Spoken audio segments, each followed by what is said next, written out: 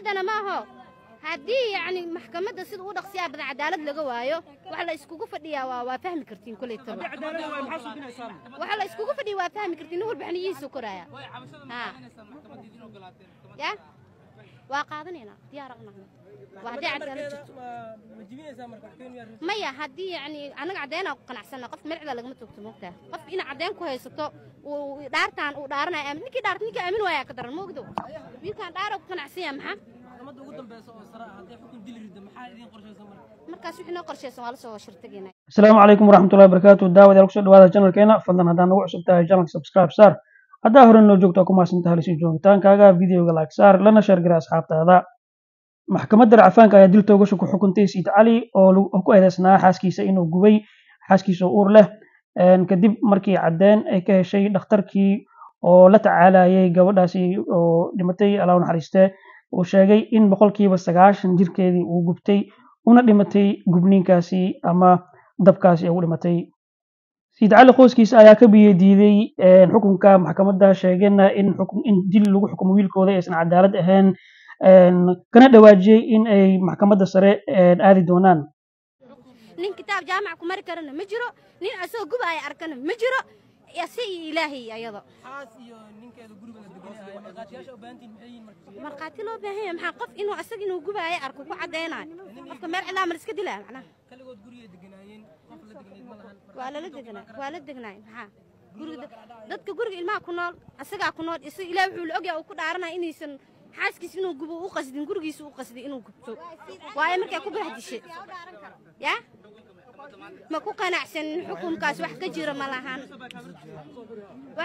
ma lahan xukunkaas go'aankeena waxa anaga wiilkeena cadaalad darro lagu haystaa annagana gacanteena ku soo gelinay gacantiina ku keenay haddana ma aho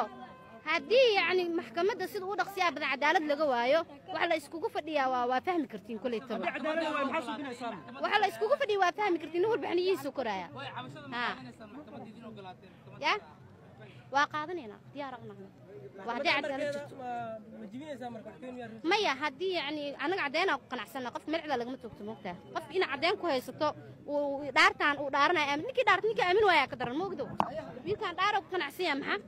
ugu dambayso oo sara haday xukun dil rido maxaa idin qorshaysan markaas wixii noo qorshaysan waa la soo shirtageenaa insha Allah racfaanka sida maqlayseenba maxkamaddu go'aan ay ka soo saartay qodobka 144 oo maxkamadii horeba ay ku xukumisay wiilkiina iyadan sidoo kale raacday oo go'aankii lamid ah ka soo baxay bal idinku go'aankaasi maxaa ka qabtaan go'aankaas cabashaan ka qabnaa mana soo dhaweeyno xukunkii hore la xukumay oo xaq darrada ahaana Sayid Cali waxba uga duwana waxaanan dhihi karnaa garsooruhu ma xukumin ee waxaa xukumay xeer ilaaliyaha maxaa jira wax alla wixii xeer ilaaliyuhu soo qoray garsooruhu waa qaatay wax alla wixii wiilka iyo qareemadiisa laga qorana ma qaadan horta sidaasaan uga soo horjeednaa waana ka cabanaynaa maxkamadda sare iyo meeshii cadaalad aan ka helayno unbaanan uga boqolaynaa kan mana na saameeyo Sayid Calina dulmiyaa lagu xukumay dulmi haddii lagu xukumana inaan anagu dulmiga iska diidna xaqaan u leenahay waay ehelkiisaan ahay waana dhowahay ka rajaynaynaa go'aan wanaagsan oo saldhiggiisu uu yahay shareecada islaamka ayaan ka rajaynaynaa waana ku qanacsannahay haddii shareecada islaamka lagu helo Sayid Cali oo inuu gabadhaa dilo lagu helo bannaanku u taagan yahay annagoo raalli ah laakiin haddii aan marag uu yahay kuwii hore oo caddayn wixii xeer ilaalintu ay keeneen ay yihiin oo sidaas maaragtay xaaladdu sidaas lagu xukumo haddee wax aan ku qancayna ma aha waxaana idiin sheegayaa dadka waxaa deeqda diinta islaamka xukunka islaamka in lagu fariisiyo ayaa deeqda dadka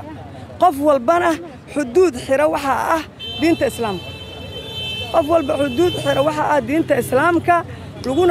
laguna kala joogsan karaa waxaa la yidhi waa baryey sacba laguma aadshaa Soomaalidu tiraahdaa wax walba oo jira waa ognahay wax walba siday u dhacayaan waa ognahay wixii la keenay waa ognahay Soomaali waxay tirahdaan beenta in niraano runta maxaan leenahay marka arinta maantay taagan waa loo jeedaa dal iyo dibad waa loo jeedaa sida u dhacayso aaladda heli doono wax allaale aniga hooyadiisa ahay ma isqarinaaye ma fahantay halkaas haddii shareecada islaamka lagu xukumo daamanka anta ka shumiyo maxsiiyo aan sagootaa ma dhahay wiilkaygii hala wiilkayga ma yaa layga dil ma dhahay no sababta sharciga islaamka u hoggaansanama sooma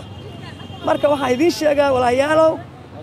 iyo maandhooyow social media fidnada ha joojiyo dadka aslaaxa ka shaqeeyo maxkamaddana waxaan ka rajaynaynaa ayagana inay ku qancaan annaguna ku qanacno oo shareecada islaamka nagu wada xukunto ayaguna way ku qanci doonaan annaguna waa ku qanacno wabilaahi tawfiiq waa ku mahadsan tahay daawashada muuqaalkan fadlan fikirkaaga nagala wadaag qaybta commentiga xukunka maxkamadda ma cadaalad ba mise waa cadaalad daro